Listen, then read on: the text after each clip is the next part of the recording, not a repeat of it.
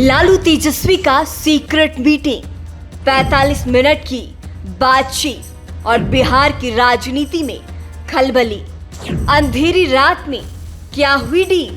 बंद कमरे में हिना साहब ने लगाई लालू की क्लास। राजनीति में रूठने और मनाने का दौर हमेशा से चलता रहा है, लेकिन लालू यादव की छवि ऐसी कभी नहीं रही कि वो किसी के आगे बेबस होकर उन्हें मनाने पहुंच जाए।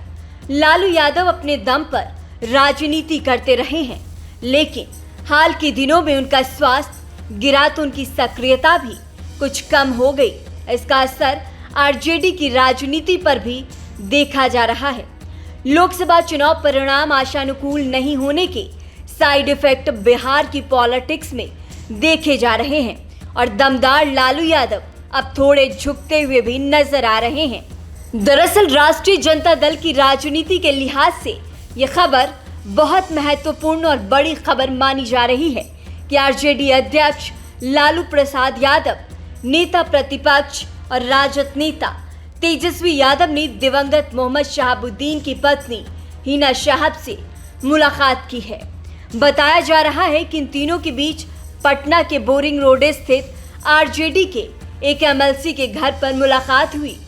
इस मुलाकात के बाद से बिहार की राजनीति में खलबली मच गई है।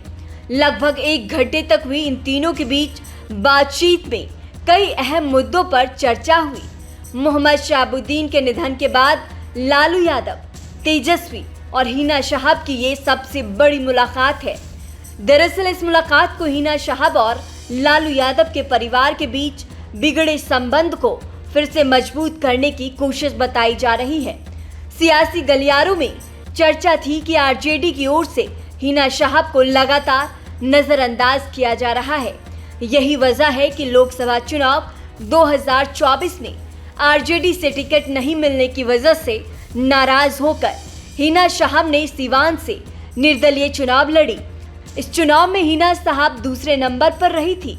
बताया जा रहा है कि लालू यादव और तेजस्वी में काफी बेहतर माहौल में हिना की बातचीत हुई और अब इस मीटिंग के नतीजों को लेकर कयासबाजियां हो रही है।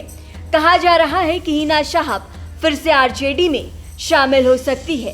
कयास ये भी लगाया जा रहा है कि आने वाले समय में हिना साहब का बेटा उसामा साहब या फिर बहू सिवान के रघुनाथपुर विधानसभा सीट से राजद की ओर से प्रत्याशी हो सकते हैं। वहीं हिना साहब को लेकर राज्यसभा भेजे जाने की भी अटकलें तेज है। हालांकि इस बात की किसी भी ओर से पुष्टि नहीं की गई है, लेकिन लालू यादव और तेजस्वी यादव की ओर से आरजेडी के लिए कोर्स करेक्शन के तौर पर देखा जा रहा है। बता दें कि हाल में ही हुए लोकसभा चुनाव में राजद ने 4 सीटें जीती थी, लेकिन सिवान और सारण जैसे लोकसभा सीटों पर राजद हार गया था। खासकर ये है कि सिवान से अवध बिहारी चौधरी जैसे पुराने नेता और बिहार विधानसभा के अध्यक्ष रह चुके नेता की भी हार हुई थी। इसके साथ ही सारण में लालू प्रसाद की बेटी रोहिणी आचार्य की हार हुई थी। हाल के दिनों में लालू यादव अगर सबसे अधिक कहीं मेहनत करते देखे जा रहे हैं तो वो है Saran Lok Sabha seat. News nation अब व्हाट्सएप पर खबरों के ताजा अपडेट के लिए न्यूज नेशन के इस QR कोड को स्कैन करें।